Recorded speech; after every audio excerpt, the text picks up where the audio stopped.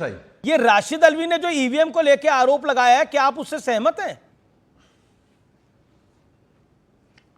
देखिए, ईवीएम के पक्ष में हम नहीं हैं और लोकसभा चुनाव जीतने के बाद मीडिया से और सदन में भी हमारे नेता माननीय अखिलेश यादव जी ने इस बात को स्वीकार किया कि ईवीएम से ही बीजेपी को हरा करके हम ईवीएम को खत्म करने का काम करेंगे।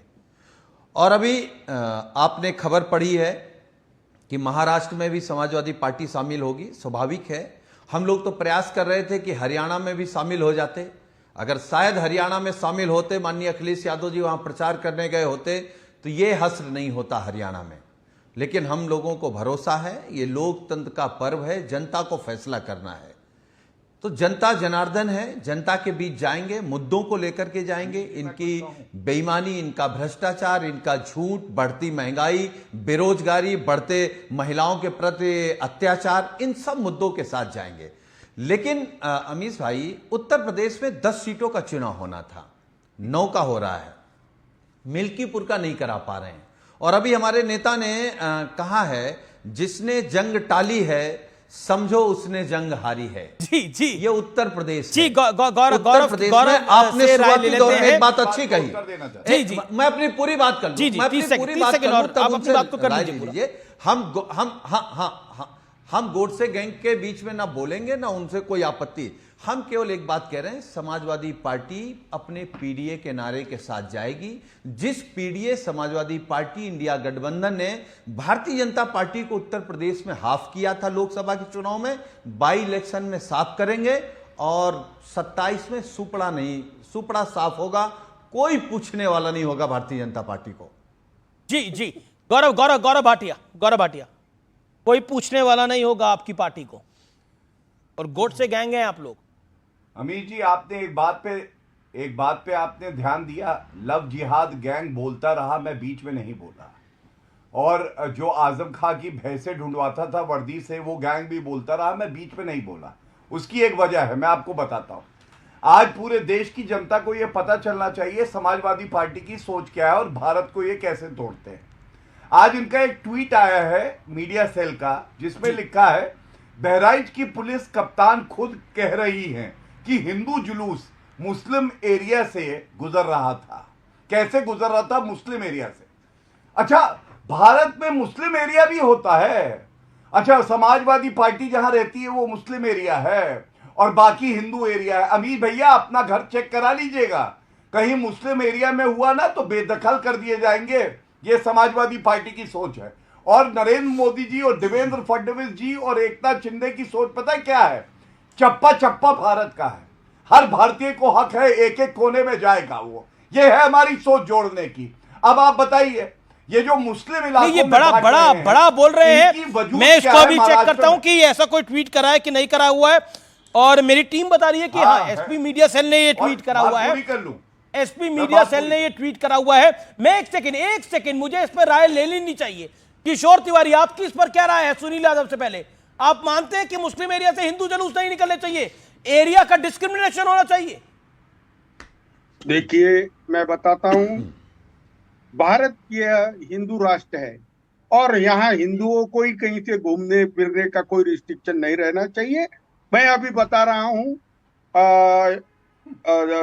सर्वधर्म समभाव में जीना चाहिए। और ये जो ट्वीट वगैरह है, इसको मैं डिसोन करता हूं। डिसोन करते हैं, ठीक है। सुनील यादव, हिंदू राष्ट्र है, शिवसेना के प्रवक्ता साहब ये कह रहे हैं और वरिष्ठ नेता हैं ये। जी, देखिए अमीश भाई, मैं बड़ी ईमानदारी के साथ एक बात कह सकता हूं, हम हिंदू मुसलमान में नहीं फंसना चाहते। ये देश संविधान से चल रहा है और संविधान से चलेगा। अब सुन लीजिए ना, आप गोडसे गैंग के चक्कर में मत पड़िए, माफी वीरों के चक्कर मत पड़िए। पूरा देश जानता है, असल मुद्दों पे बात नहीं करना चाहते। इनसे महंगाई पे बात करोगे तो माफी वीर हो जाएंगे, इनसे बेरोजगारी पे बात करोगे तो ये अनपढ़ हो जाएंगे, इनसे आप महिला सुरक्षा पे बात करोगे तो ये चुपचाप हो जाएंगे। दर्द क्या है? अखिलेश यादव का घर मुस्लिम इलाके में है या चुप बाहर? कराओ भाई, अरे चुप कराओ भाई। कैसे कैसे लोगों को आप बिठा लेते हो? थोड़ा सभ्य लोगों को बिठाया करिए। दरअसल दर्द क्या है अमीश भाई? अरे पाकिस्तानी हो ना, को अगर मुस्लिम इलाके की बात घुटने करो, पर ले आया है, ये क्या है? कोई जवाब घुटने दो पर ले अगर आया हिम्मत है तो। अरे भाई इनसे मुस्लिम कहो इलाका थोड़ा क्या पढ़ होता है लिख ये कर के बताओ आया पहले। करें, सिर्फ ये थोड़ा बताओ, सभ्यता से मेरा बात एक करें। ही सवाल है हम जो हर जानते हैं नागरिक का गोडसे सवाल है। गैंग के हैं, तू बहुत जवाब जानकारी नहीं है। मुस्लिम इलाका क्या होता ये है भारत जितना में?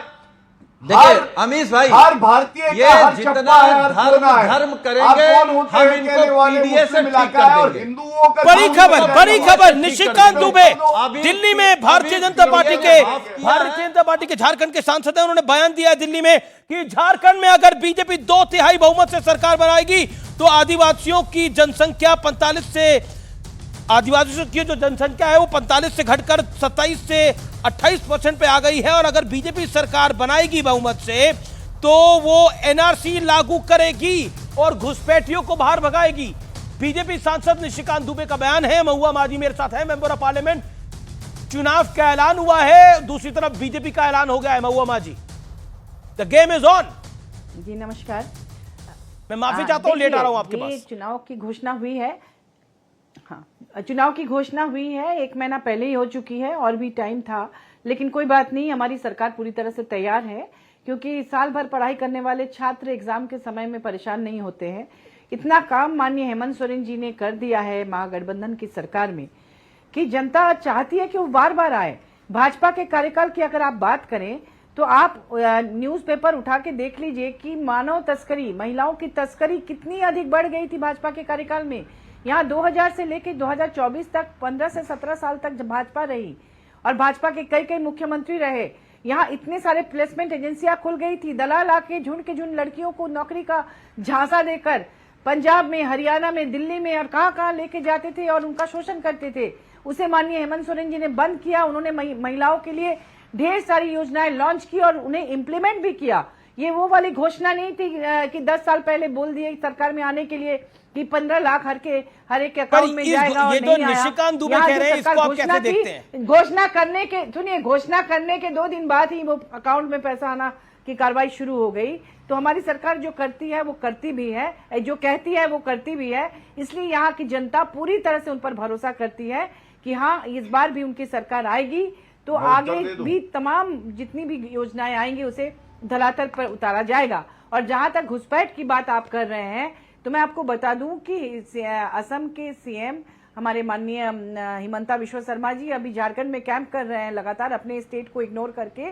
वहां पर झारखंड की जो आदिवासी महिलाएं, आदिवासी भाई बंधु लोग आज 19वीं शताब्दी से रह रहे हैं। उनके 5-6 जनरेशन वहां पर चाय के बागानों को उन्होंने ही बनाया। वो जंगल काट के वहां पर सांप बिच्छुओं से डसवा के उनसे चाय के बागान बनाए गए। वो वहां पर स्पेशल ट्राइब का दर्जा के लिए और स्पेशल अधिकार के लिए उन लोग, ठीक है, गौरव भाटिया रिप्लाई। 100 साल से ऊपर से उन्हें आप उनका अधिकार नहीं दे रहे हैं। और घुसपैठ तो असम के रास्ते से हो रहा है, झारखंड में घुसपैठ गौरव भाटिया रास्ते से हो रहा है, तो उसे वो क्यों नहीं रोक रहा है? आरोप ये है कि चुनाव है और बीजेपी हिंदू मुसलमान की राजनीति लेकर आ गई है। निशिकांत दुबे के बयान को विपक्ष इस ढंग से ले रहा है। सरकार के अधीन है BSF.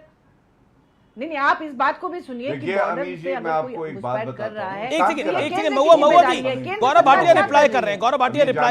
Gaurav Bhatia 30 second reply, then महुआ माझी जी।